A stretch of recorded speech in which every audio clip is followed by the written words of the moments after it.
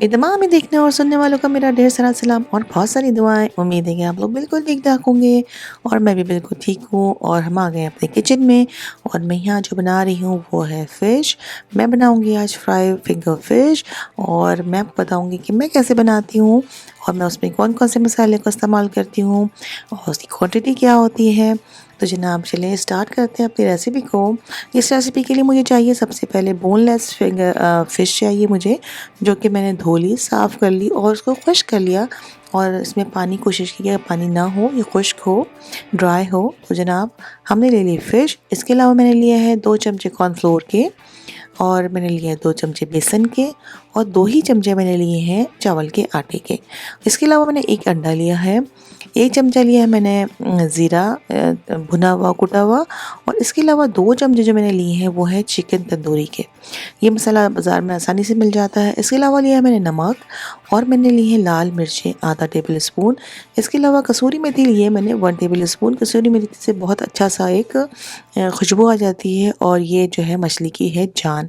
तो कसूरी मेथी मैंने इसमें इस्तेमाल की है और ये जो मसालों का कॉम्बिनेशन मैंने बनाया है, यकीन करें ये बहुत ही अच्छा बना। अब हमने क्या करना है, मछली ले लेनी है और मछली का जो है हमने पीसेस कर लेने हैं लंबाई में और फिंगर की तरह कर लेना है, क्योंकि हम बना रहे हैं फिंगर फिश।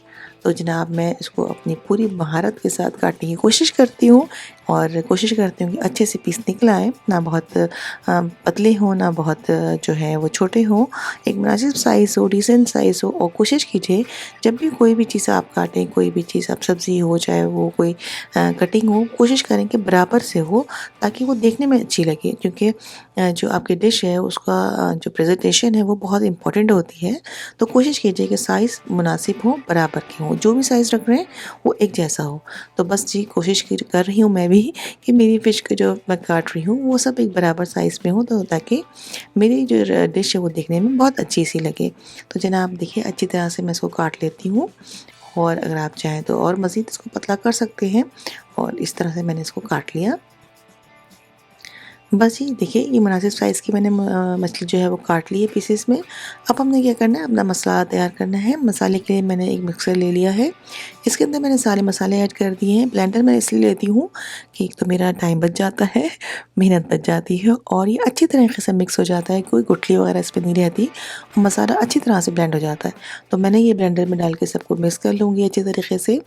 और जनाब अली फिर इसके बाद हमने बहुत आसान सा काम है, इसके अंदर कर लेना है, मछली के अंदर मिक्स कर लेना है और इसको हमने जो है मसाला हमारा तैयार हो जाएगा। एक आधा नींबू मैंने लिया है और इसका रस भी मैंने नींबू का इसमें ऐड कर दिया है। अब आपने ये सारा मसाला मछली के अंदर डाल देना है और अच्छी तरह से उसको मिक्स कर लेना है।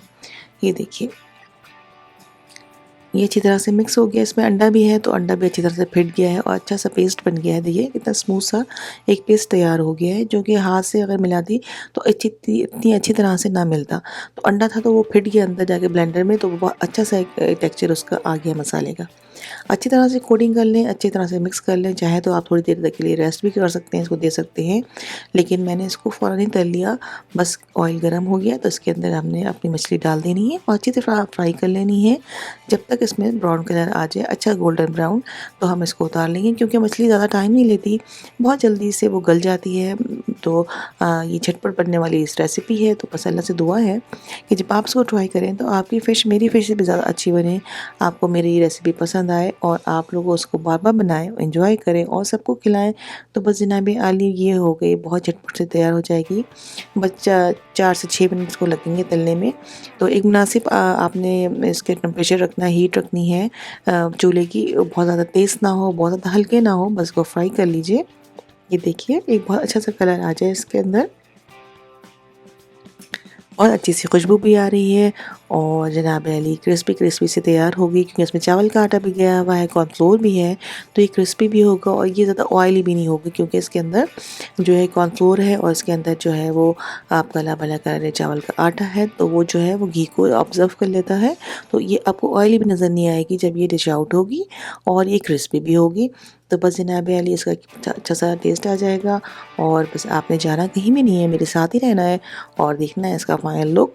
जी हाँ, हमेशा की तरह जैसे हमेशा आप मेरे साथ रहते हैं, तो बस इसी तरीके से मेरे साथ ही रहिएगा और कहीं मत जाइएगा, इसका फाइनल लुक देख के ही जाइएगा।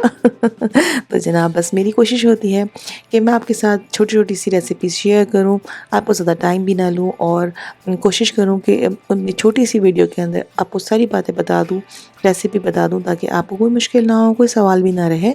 तो बस जनाब ये ऑलमोस्ट तैयार हो गई है। हम इसको एक और मिनट फ्राई करेंगे और फिर कर लेंगे, इसको निकाल लेते हैं डिश के अंदर और फिर मैं आपको उसको दिखाती हूँ फाइनल लुक।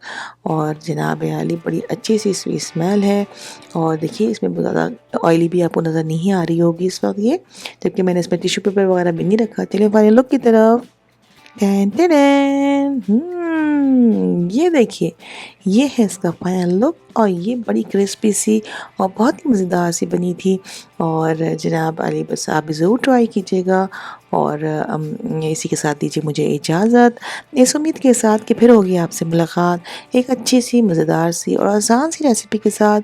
अपना और सबका बहुत ज़्यादा ख्याल रखिए, खुश रहिए, पॉजिटिव सोचिए और अपनी सेहत का स्पेशली बहुत ख्याल रखिए। हमेशा की तरह आपने मेरी वीडियो को लास्ट तक देखा है, इसका भी बेइंतहा शुक्रिया। और अगर वीडियो पसंद आई है तो आपने मेरे चैनल को सब्सक्राइब ज़रूर करना है, जिन लोगों ने सब्सक्राइब नहीं किया, और कोशिश कीजिए कि अपने फीडबैक भी मुझे दीजिए ताकि मुझे पता चले कि आपको मेरी रेसिपी कैसी लग रही है। तो चलें जी, मैं चलती हूँ, फिर मिलूँगी, जल्दी मिलूँगी। अल्लाह हाफ़िज़।